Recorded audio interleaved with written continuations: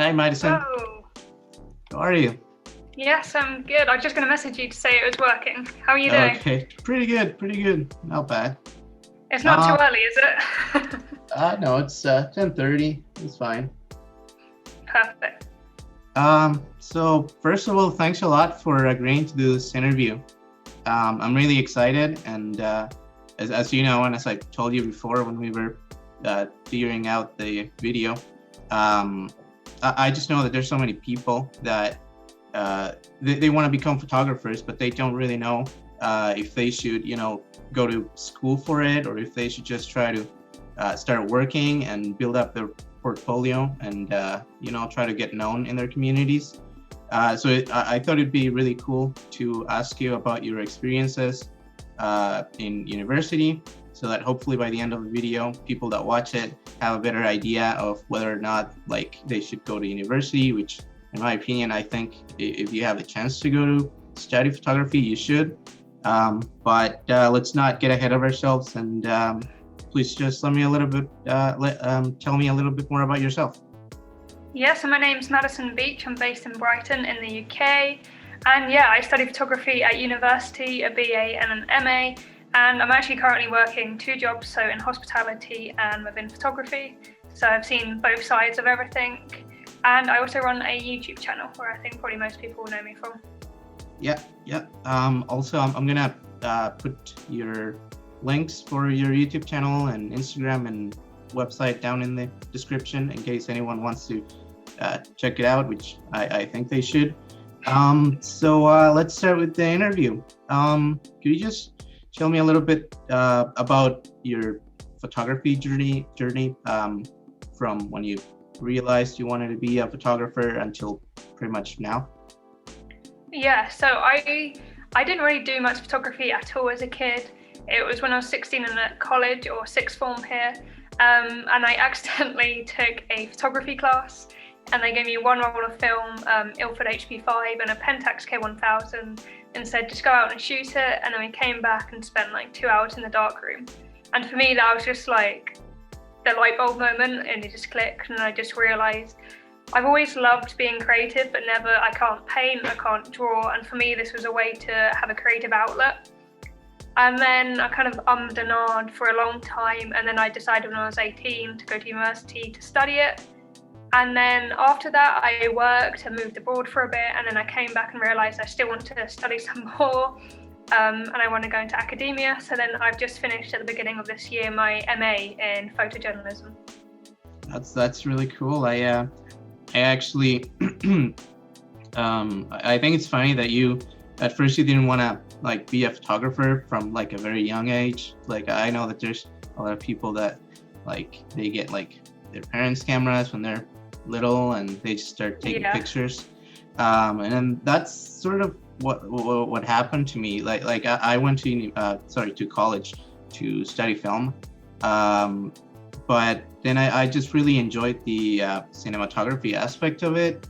And even though I would consider myself more of a director, I think I really, really, really enjoy the most cinematography because of the photography aspect of it. And again, like you, I didn't really consider being a filmmaker or a photographer from a young age. I never had a camera or anything like that until later. And I don't know, I just pretty much started doing little silly short films on my phone with my friends. And one thing led to another, and here I am, also with a really big passion for photography. So I think it's really, really interesting that we didn't grow up with two parents that were photographers, for example, or in an ambient like that. So I just thought that was none of my interesting. family are into photography whatsoever. No. I'm the only one. Yeah, me not in my family either. The first camera that I actually got the chance to use more of a manual camera was my grandparents camera, because he wanted to take pictures, but he also wanted to get a camera to help me make better videos with my friends. So I think that's a pretty interesting thing. So my next question, you already answered it. It was, when did you realize you want to be a professional photographer? So you can skip that. So did you decide you wanted to be a photographer and study photography right away, or were you like on the fence for a bit, or? Yeah, I was on the fence for quite a while. I always wanted to go to university, but I kind of found it hard to justify the cost of university with photography, and thinking, I could just go get some real world experience, build my portfolio. But because I was only starting from when I was really 16, I knew my theory side of photography was really lacking, and I knew there was a lot I really wanted to learn. But before I was 16, I was always going to go into sports science. Weirdly, that was always my passion. I love sports science.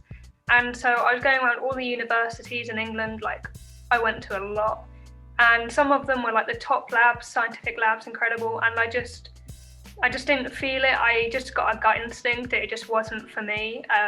And so that's when I decided that I wanted to do photography. And I toured a few universities, looked at their dark rooms, and then just the minute I saw that, and the fact you'd have access to a dark room and all these cameras for 3-4 years, that's when I decided that I definitely wanted to go. And talking a little bit more about stuff like access to the darkroom, what other advantages of going to university for photography do you think there are? Like obviously access to a darkroom is a really important one, and I'm not even sure if all universities still teach analog photography. That's another question I got for you. Yeah, definitely not in the UK. That was on one of the top things on my list, was they had to have a darkroom. I also really wanted a university which had a studio, but I very quickly found out studio photography wasn't for me. It was just fashion and portraiture, and studios just didn't really click for me. I much prefer being outside. But also the theory side of it was really important to me. I knew barely anything about any kind of established famous photographers, and the technical side of it with the camera, aperture, shutter speed, how it affects each other. My knowledge was very lacking in a lot of things, and I wouldn't have felt comfortable to go into the industry basically without knowing these things. It's definitely not for everyone, but for me, that's what I needed. I needed a solid foundation, just have the confidence to go out and be a photographer. Yeah, definitely. I actually, before I for example, I also was lacking a bit of technical knowledge. I remember when I first started making videos with a manual camera, I used to one really shallow depth of field, and I I knew that you were supposed to set up the camera to twice the frame rate you wanted, like the shutter speed. But then I realized, if I want it to be more shallow, like the depth of field, why not just crank up the shutter speed a little bit more? And I did, and then I didn't notice it at first, but looking back on some other projects, I'm like, this looks really, really odd. Like there's no motion blur or anything like that. So yeah, I think that's a really important aspect. Sorry, my cat's attacking me. Yeah, because sometimes you think that you know enough, or sometimes you think, oh, I can do it, but when you actually take a course or go to university, you get in touch and you learn from so many professionals from the industry that you learn so many things that you never even thought about, like for example, for me, bit rates and stuff like that, like the camera and compression for videos, for example. I'm just sorry, I'm not talking too much about photography right now, but I'm That's just trying right. to. A lot of it overlaps. Yeah. I'm just trying to,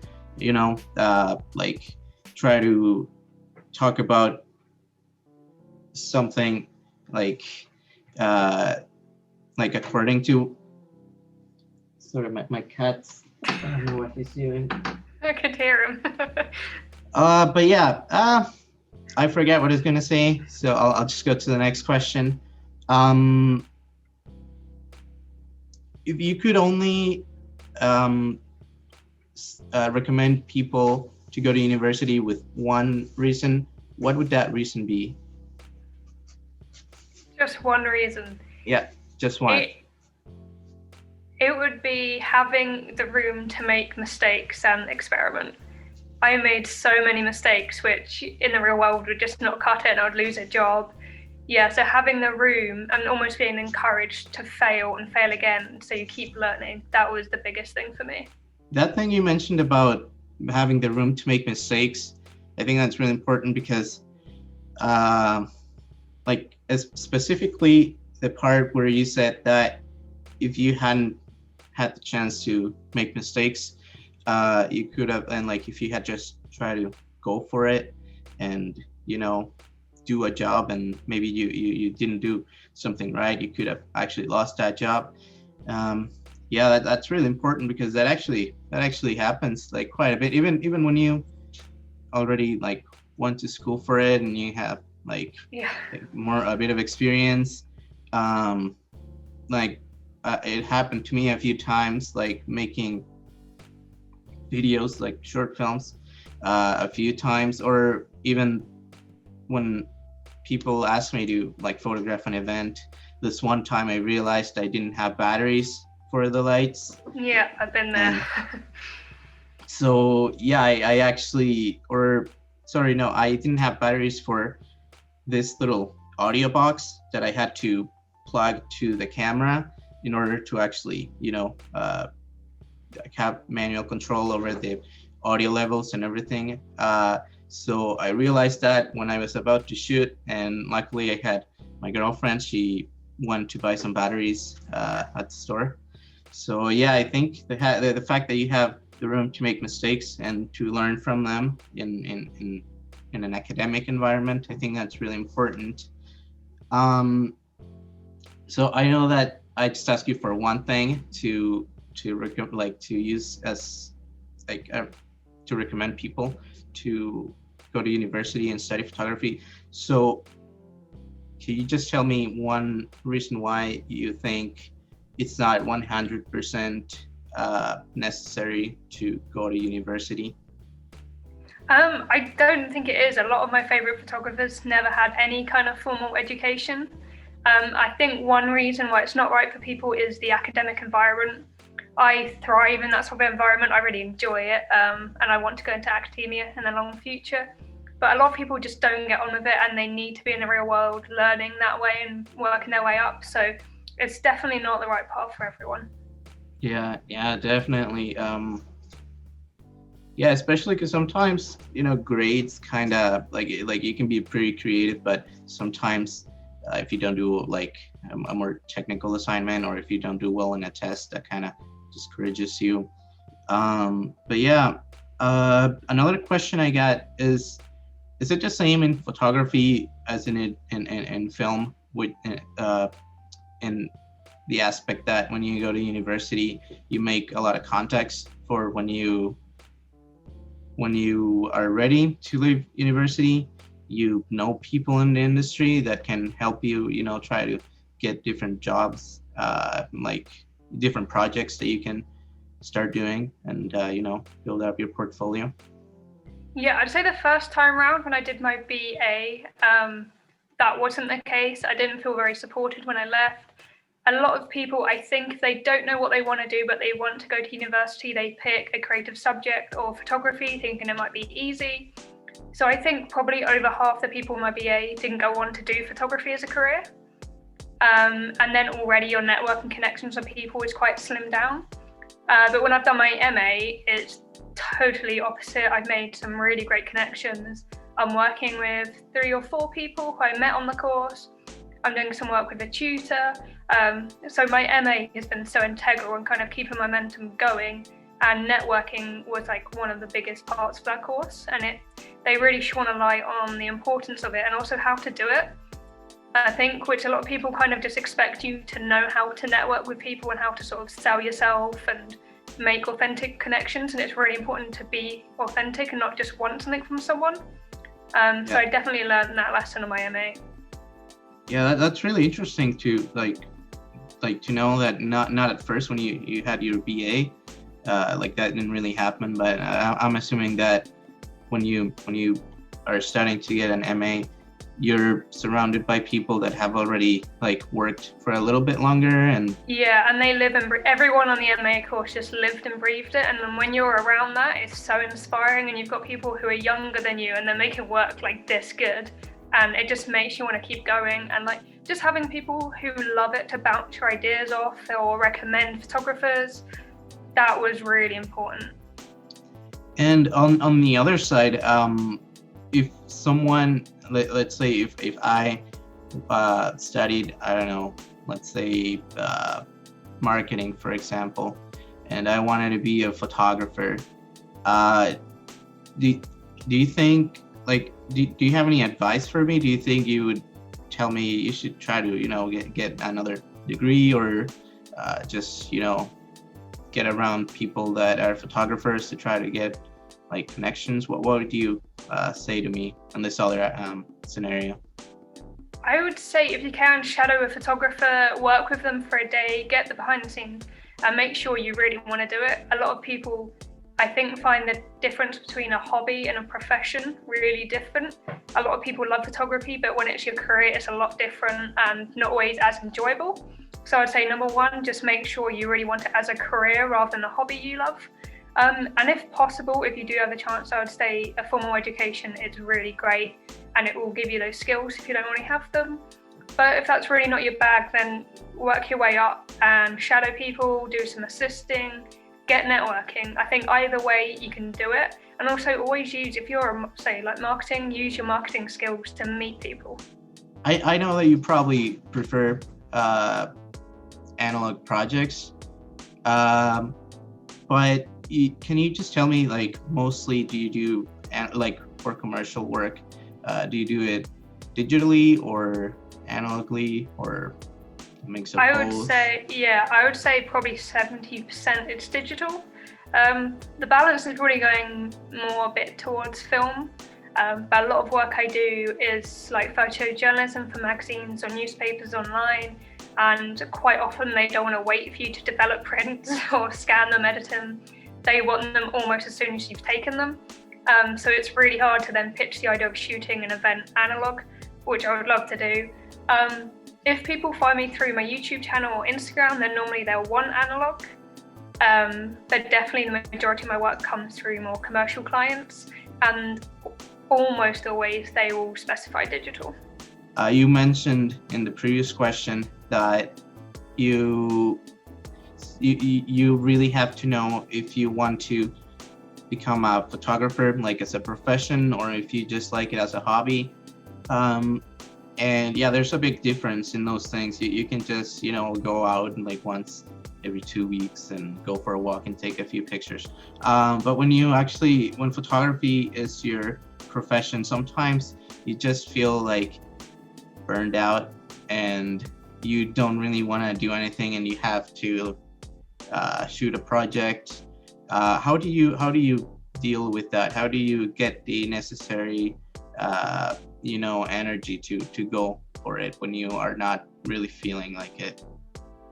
Yeah, I always make time to do my personal projects or keep them going. If you just fulfill other people's creative ideas, then you do get burnt out really quickly, and that happened to me at the beginning. When you're sort of fulfilling their vision and what they want photographically, as much as you can put your own spin on it, they're paying, they're the client, you have to create what they want. So I always make sure to always have something on the back burner which I can think about. Also, just having a goal of where I want to be is really helpful. So this will get me to there. Like some days you do wake up and you just don't feel like it, but photography can be very unstable job-wise, financially. So you do have to count yourself lucky as well to make an income from it. So yeah, I guess it's just keeping everything in perspective. And I always make sure to prepare for shoots like days in advance. So I have a mood board, a shot list. So even if I do wake up just not really feeling like it, I'm not going to organise my mood boards, I'm not going to organise my batteries, my cameras. Everything would just be ready to go.